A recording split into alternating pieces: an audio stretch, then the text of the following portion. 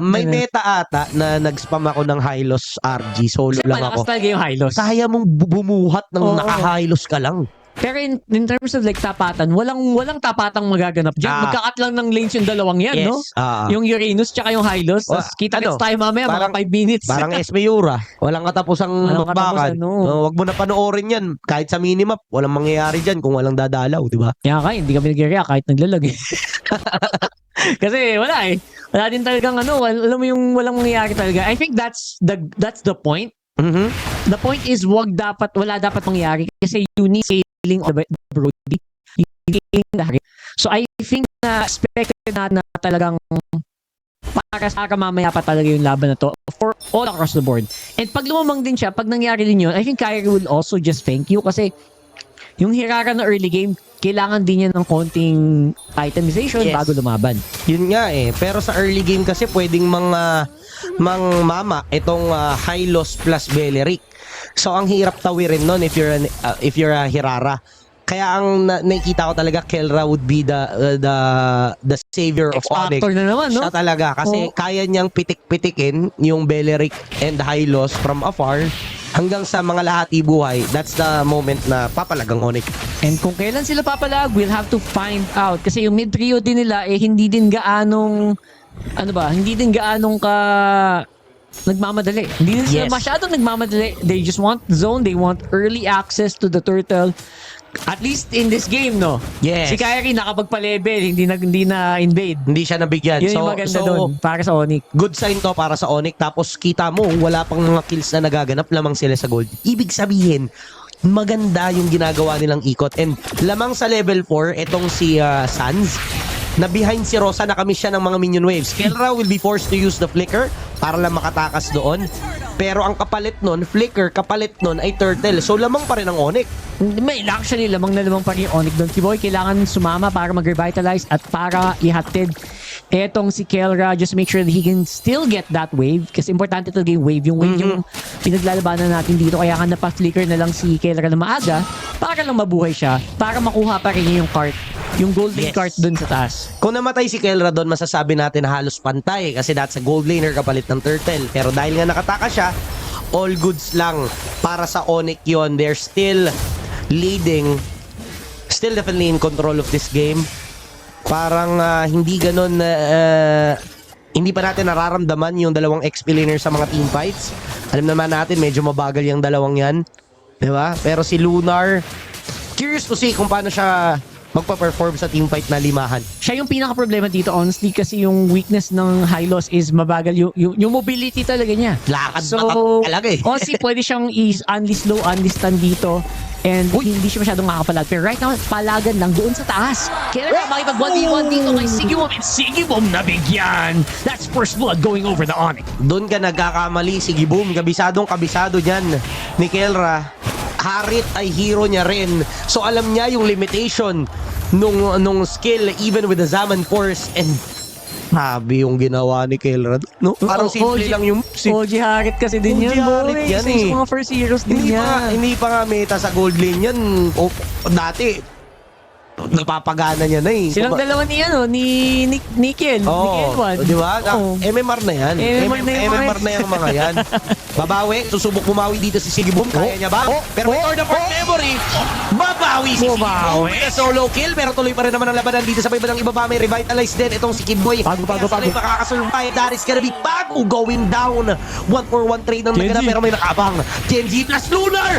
Ganda nung pagkakalatag. Hindi naramdaman ni Sans na nandun nag-aabang yung mga miyembro ng Aurora at maaaring maipit niya dito yung Onyx. Pero sa ngayon, tinatangkilang lahat ni Lunar.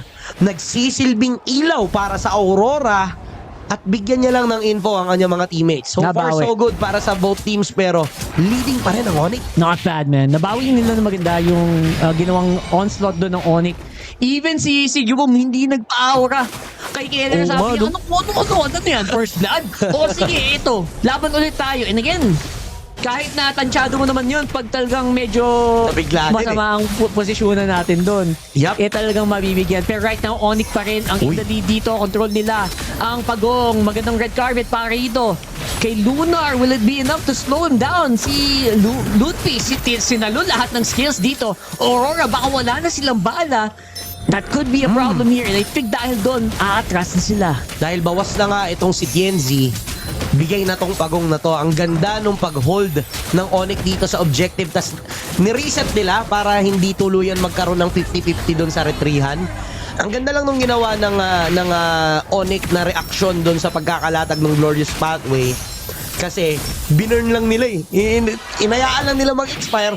The moment na wala ng skills yung Aurora, okay, kunin na ulit natin yung turtle. Yeah, and that feels like it should have been a lot easier. Pero again, Aurora, Lutfi, alam niyang kaya Uy, niyang sige saluhin. boy! Sige boy na naman! Aray ko!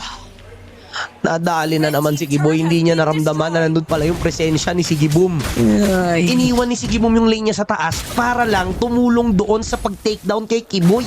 Ang laking bagay nun, no? Ang laking bagay nung pagkawala doon Aray ko, basa ni gata. Kiboy. That might be a tower going down sa mid, especially right now with the Glorious Oh, no. Pathway. Para lang makatakas, walang ganti ang Onyx doon. Oh no, parang napasama pa yung trade na to sa Onyx. Nakabasag nga sila ng Torres sa top side, pero kapalit naman ito ang mid lane turret. Alam naman natin kung gaano ka-importante ang mid lane turret.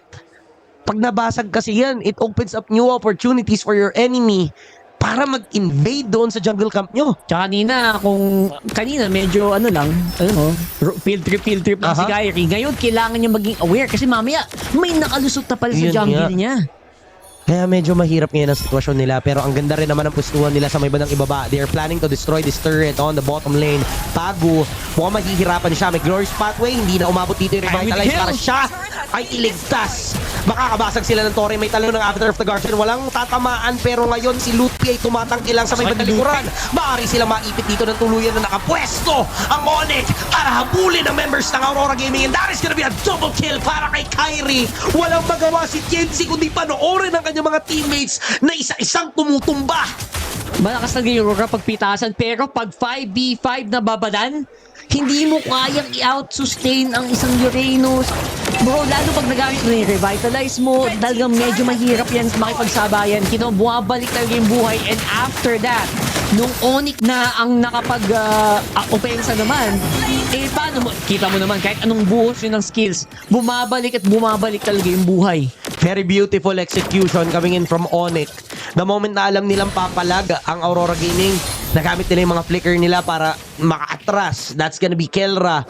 Also si Sans na naka-create ng distance para wala kang tuluyang makahawak sa kanila. Yep, tuluyan na talagang medyo mahirap sagutin. And I think at this point, 4.6k for Onyx. Lahat naman ng miyembro nilang kailangan ng gamit ay may gamit na. Looking at Kelra as well, Malefic Gun is already locked in on the way yata to... Ano ba to? Basta, Wind of Nature? No.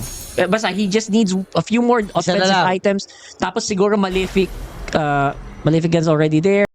May BOD, just more damage.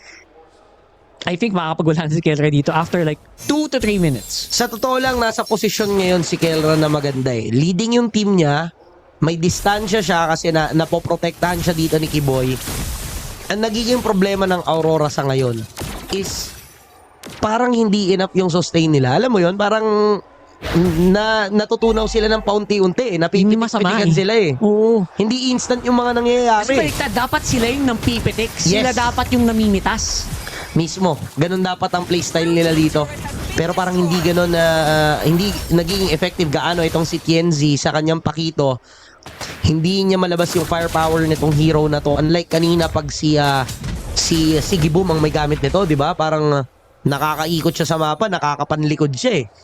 That's true. Again, yung likod na yan, yung inaabangan, inaalagaan naman nila. Kaya so far, si Kyrie, right, he's not really going as crazy right now. Feeling ko nakasurvive na siya dun sa point na vulnerable siya. Ngayon, Oo. mahirap nang patayin si Kyrie. 4-0-0 yan, boss. Napakahirap napakadulas. Sobrang linis nung ano niya. Yun nga, tama ka eh. Hindi ganun ka-impactful kung titingnan mong maigi. Parang hindi mo ganun nakikita yung mga flashy moves.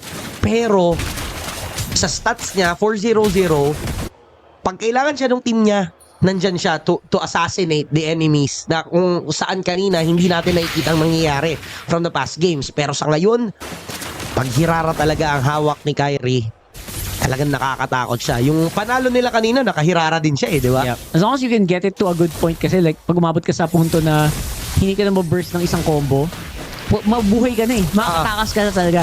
And na-waste mo na yung skills ng kalaban mo. Maganda pwesto ni Kiboy. Maaari ata nilang bigyan dito si Lutpi pero medyo makunat siya. That is gonna be a conceal play. Kiboy is waiting na may umangat at itotont niya sana pero talagang nagkakakilitian lang ang dalawang oponan. Ayan na, Lunar, nasa Gately. Pwedeng malapag yan. Pag may lumagpas lang, feeling ko siya yung alarm dyan alarm bells. Pag may lumagpas, ayan na, red carpet na, tas tara na. Pero so far, Onyx, they're not falling for it. They're not going for the invade. Parang inaaya nga sila uminvade. Dito tayo, dito tayo. Guys, pasok kayo, bukas yung pinto. Kaso hindi. Parang may kakaiba silang pinaplano Rockhart. Anytime pwede manggulat dito si TNZ sa may bandang Gedli. Pero ngayon maaaring maipit dito si Pagu. Mabubuhat siya pa atras pero andyan naman yung Glorious Pathway. Failed! Flicker! Plus the Wrath of the Dryad. It will not connect coming in from Aurora. So lugi na kagad sila dito. This is gonna be a free lord para sa Onyx. Nice attempt though. Sadyang alam lang ng Onyx na bibitawan to ni Pagu. Onyx knows what's up. I think na, kumbaga na, para mo na foresee. No, nakita mo yung future na mag-flicker to guys already. 1, 2, 3, boom. Ang ganda ng ginagawa ng Onyx dito. Parang na sila. Natuto na sila sa mga pagkatalo kanina to the point na basa na nila yung gustong gawin ng Aurora. They know the win condition of Aurora. Aurora kasi kailangan nila ng babad, sama-sama, 5v5. Kailangan din nila makapitas muna. Pero hindi kasi nangyayari yun. Laging buhay yung 5 miyembro ng Onyx Which is again, kung buhay yung 5 miyembro ng Onyx, that means yung lineup nyo, it's not really doing what it's designed to do. Ang disenyo ng lineup yan, makapitas. Pag kumpleto, medyo lugi tayo, pumasok na sila. Si Kelrata ang gusto nilang bigyan at mukhang madidikitan. Gahibla ang buhay, kaso nga lang inabot. Ngayon ipapalag naman ng Onyx, hindi sila magpapatalo, kaso nga lang unti-unti na sila isa-isa. Aurora Gaming, nagwawala na sila ngayon. Unti-unti ata paubos sa mga miyembro ng Onyx. Dalawa na lang ang matitira. Teka may Lord. At pa ata, pero napakasakit naman. Nung ibinibigay dito ang damage si Sans siya ni Kyrie, kinakaya nila yung dami ng miyembro ng Aurora. Imagine, dalawa na lang kayo, pero pumapalag pa rin. Sa isang iglap though, nabawasan sila ng 3 despite a very, very big gold lead. Aurora Gaming nakahanap ng opening in Onyx. Medyo hindi nila naprotektahan si Kelra sa matchup na yun. Nabigla din sila dun sa Glorious Pathway and dahil nga sa lagkit at Lunar slow with the play, na ibinibigay nun, talagang nakakagulat din. Hindi mo i-expect na papalag pala yung Aurora Gaming doon. Ang maganda lang dyan for Onyx is that in-expect nila na hindi papalag ng ganun ka pero ginawa nila ng paraan para respawn yung meron teammate pa nila. rin. Oo. May nakuha pa rin sila in return. At least na-hold down nila yung fort kahit na dalawa na lang sila. Pero hindi na pwede mangyari yun. If you are Onyx, bawal nang maulit yung ganung pagkakamali. Si Kelra ang pinaka-major damage source nyo. Ang nangyayari si Kyrie parang more on taga-absorb na lang ng skills. Tsaka absorb tsaka finish off. Parang ganun yung role niya. Clean up siya. Kailangan mag-work sila hand in hand na to the point na babawas ka si Kelra, clean up etong si Kyrie. Pag unang namatay si Kelra, wala na yung clean up kasi nga kailangan bawas wala kang lilinisin Oo. Puno yung mga buhay. Hindi mo naman kayang patayin yan basta-basta. If you're an assassin, gusto mo yung medyo bawas na Lalo si Hirara kasi pag ginamit mo na yung charges mo pang bawas ng buhay, wala ka na pantakas. Yun nga kaya smart usage pa rin ng skills ang kailangan when you're using the Hirara. Kahit dalawa lang skills yan, napakahirap gamitin yan. Yung timing, Oo. diba? Kung saan mo isa-swipe, saan ka, pag lumubog ka, saan mo tututok, saan ka lalabas, diba? Yung direction pala. Oo. Alam mo yung sa ilang games na naglaro, yun yung direction. Yung direction. Minsan nakaka-confuse talaga yun. Oo. Kaya rin, mahirap din talaga siyang paganahin. Right now, Onyx is starting the Lord take. Mukhang i-reset nila to pag nakita nila have to reset. umangat. Oo. Lunar is in a good position to Kita niya. provide. Pero naispatan din siya ni Kiboy. Ay, magandang laban to. Guys, sa totoo lang, it's a 50-50 matchup currently dito sa Lord Pit. Pero lamang naman overall si Onyx. Yeah, for Pero kung retrihan, hindi mo masabi sa pwestuhan. ang ganda rin pumosisyon ng Aurora eh. Pero Onyx ngayon ang may upper hand. Pero so far sa Kyrie has been very good with the retry so far. Yes. Sobrang Commendable. linis. Sobrang linis. Okay, kita nila si Kenzie, nagki-clear sa mid. Kalahati buhay. Hahawakan to ng Aurora. Loot P tsaka Sans lang ang Tama. umaangat. Uy, sino kaya mabubuhat? Okay, nice takan dito si Lunar. Uy, si Lunar, si Loot P ata ang magiging target nila. Inaabangan yung Glorious Pathway. Si Kelra ngayon ang iniirit na nila. Pero mukhang failed attempt from Aurora. Hindi nila malapitan si Kelra, and of course Kyrie going for the long route around. Kasama dun sa sa kanyang teammates trying to get in the position. Natatakot siya kasi baka may naiwan sa balbas. Magki-clear sa top ba? Mag-aabang itong si tumatakbo, Kenzie. layo. Okay, okay. Alam niya na hindi pa naman maglo-lord yung Onyx. So, he still has time to clear this. Pero Wait, magbiblitz. wait. Nung nakita, magbiblitz. Nakita nila. Ready ata ang Onyx. Kailangan umangat ng Aurora pero medyo malayo pa nga dito si Lunar. Ipupul nila, alam nilang parating It's na. a reset. Kaso nga lang si Pago dito nakakaramdam. Kailangan niyang umatras. Pag nabuhat pa siya, ay maaaring mawala na rin siya ng buhay. Pero ngayon, makakahabol si Tienzi. This is gonna be another Lord Dance. Scary. Hindi pa rin tapos, Scary. guys. Reset. Reset! Another one. It's Oh a my reset. goodness. Uy. Hawakan ba? Reset. Si Loot P Eto na, makakatras. Andyan na nga yung paghabol kay Kelra. Ang ganda na nga pwesto doon ni Pago pero mukhang makakaligtas si Kelra. Ang ganda ng kanyang Oh ginawa. my God! Makaka-flicker out. Makakataka siya. Andyan yung save coming from Kiboy. And mukhang mag-fall off yung ginawa ng Aurora. They tried to secure Kelra pero they failed. Ang ganda ng ginawa ni Kelra doon. Please, i-replay niyo yun. Napakaganda. Replay niyo yun, boss. Ang ganda nun yung ginawa niya. Sobrang alam niya siya yung target. Alam niya natatalunan siya. Winter Crown ba yun? Kung hindi nagkakamali. Ay, wala siya eh. Pero Winter Crown. Winter Crown, Winter boss. Crown. Alam niyang maggugo. Lahat ng miyembro. Ang ganda ng pwesto ni Pago eh. Sobrang commendable nga eh. Pero wala. Boss Kelra. Boss Gold Standard eh. Kung, alam mo yun, kung reaction time lang, kung mechanics lang, men. Mahirap sabayan yan. Ala, Kelra, boss. Oo. Boss! Pag Galing, nanalo galing. Onyx dito, it's because of Kelra. Pero kailangan nila maging maingat. Medyo delikado dahil mukhang nababawasan na. May Avatar of the Guardian. Okay, boss, To no? try and escape. Ito yung kagandahan sa hero niya ngayon. Kung kanina nabibigyan siya ng paulit-ulit, this time, hindi na. Dahil may Avatar of the Guardian palabas. That's true. May safety net ka na ngayon. So, sasabay ngayon sila dito sa push ng Lord sa taas. This is gonna be an inhibitor tower going down. Pero will they get more? Yun ang tanong para sa Onyx dito. Gold lead starting to look like it's nothing kasi right now mahapdi na din ang Aurora Gaming. Parang hindi nila magamit masyado yung ibang waves pero looks like pwede pang may mangyari dito sa mid. May conceal play. Si Kiboy gagawa ng taunt sa may bandang likuran. Sino kaya mahuhuli niya? Nararamdaman Kita din naman siya. So, dedepensa lang ng Torre. Ang sakit Na-clear. ng damage ng Onyx. Nakakaramdam din itong si Rosa.